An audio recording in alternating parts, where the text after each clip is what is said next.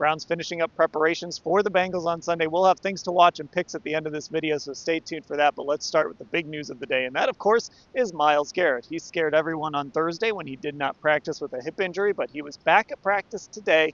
And Mary Kay, he is good to go against Joe Burrow and the Bengals. Right. I mean, I think it would have taken a team of wild horses to keep Myles Garrett off this football field on Sunday. We know that he's played hurt so many times in the past. We've seen him play 1 week after he flipped his Porsche 3 times. We've seen him play a week after he couldn't lift his shoulder in a locker room. The list goes on and on. He played last year with 2 different foot injuries.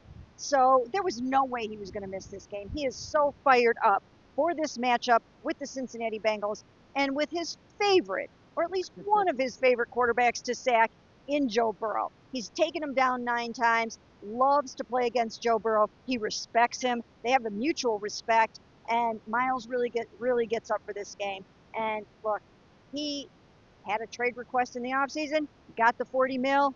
There's no way he's missing this game. Yeah, right. And he's geared up to have a tone-setting game for the Browns and for himself. And Ashley, it comes against a guy that he has had so much success against in his career already. Yeah, no other quarterback that he's sacked more in his career. And I do think, Myles always, I think, likes to temper things when you try to ask him about matchups in specific games. But you see it. He gets up a lot of the times for these big games. And I think also, especially when there's another premier pass rusher on the other side. Obviously, it's not him versus Trey Hendrickson, but he said it today. He wants to lead the league in sacks. That is, of course, what Trey Hendrickson did last year. Over the last 2 years, Trey Hendrickson has 35 sacks. That's 4.5 more, if I'm remembering correctly, from the stat Mary Kay gave me yesterday, than anyone else in the league. So big matchup, and obviously a huge deal that he's available. Okay, one guy who won't be available, it's not a surprise, but he was back at practice on Thursday, so it made you wonder a little bit. But Mike Hall Jr., the second-year defensive tackle, he is not ready to go in this football game. He's actually the only player on the Browns with an injury designation, so they're in really good shape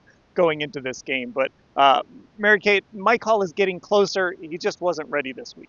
No, not ready this week, and I don't think we really thought he was going to be ready this week because he just got back into practice yesterday on a limited basis for the first time since undergoing surgery at the end of the season. So no high expectations there, but it raises expectations a little bit for maybe next week in Baltimore or the week after that. So he's getting closer. That's good for them. In the meantime, they have Malik Collins to pair inside with Mason Graham. They still should be able to get that great push up the middle. Yeah, and that obviously, as we've talked about this, it's been a podcast topic, a video topic, getting that pressure up the middle and how much that's going to help Myles Garrett on one side and then that trio of edge rushers on the other. Yeah, I mean, I really think that's key. That's what Mason Graham especially is going to be able to add in this defense. And again, I think this is really going to be, for a lot of people, consider it your first true look at Mason Graham and what he can do in this scheme, because it's just not what that Michigan defense did with him. He had to stand there and eat up a bunch of blocks, but Jim Schwartz said this week, this scheme is in his body now. It is like a part of him, so should be some fun things to watch from him. Okay, Browns-Bengals, Sunday, 1 o'clock, Huntington Bank Field. Let's do this. One thing to watch and your score prediction for Sunday. Mary Kay, what do you have? Well, I cannot wait to see what Joe Flacco is going to do with this offense and with his new crew that he has this year with the Cleveland Browns. He's got Jerry Jeudy instead of Murray Cooper. He's got Isaiah Bond, who's got tremendous speed. And I'm really, really curious to see what he's going to do and who he is now at the age of 40, 2 years older than when he brought that magic to the lakefront. So that is what I'm watching. And I think the defense is going to rise to the occasion. I think the offense is going to score some points. I'm going to pick it a close game, but I've got the Browns winning 24-23. All right, Ashley, thing to watch and your score. Since we talked about Myles Garrett quite a bit already, I'm going to say my thing to watch is that Browns D-line as a whole. I'm really excited to finally see them out there when it counts. We've seen them pop throughout the preseason, especially we always point out those joint practices against the Eagles. I think they're going to be really disruptive. I think they might be the best part of this team this year. We'll have to wait and see. Obviously, Jim Schwartz stopped just short of saying it's the best group he's had since he's been here. So I think they're going to succeed. I think they're going to lead the Browns to a win in this opener. I'm going Cleveland 21-14.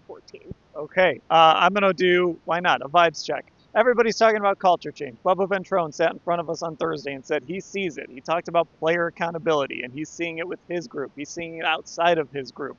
Everyone's saying all the right things. Now, Joel Bitonio said it's easy to have good culture when things are good. We haven't faced any adversity yet. So this is when the tests begin for that culture. And so let's see, has there been an actual shift? Has there been an actual change? Will the Browns come out and take those good vibes, a win on Sunday, which unfortunately I'm going to say they aren't. I said this on our podcast. I'm mostly just fading like the Cleveland public. I feel like a lot of people are picking the Browns to win this game with good reason, but it makes me nervous when so many people are on one side of this. So I am going to zag. I'm going to pick the Bengals 22-16.